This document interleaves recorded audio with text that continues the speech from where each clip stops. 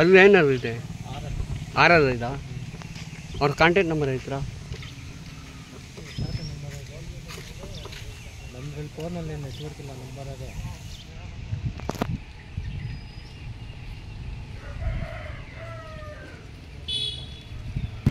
number ಹೇಳಿ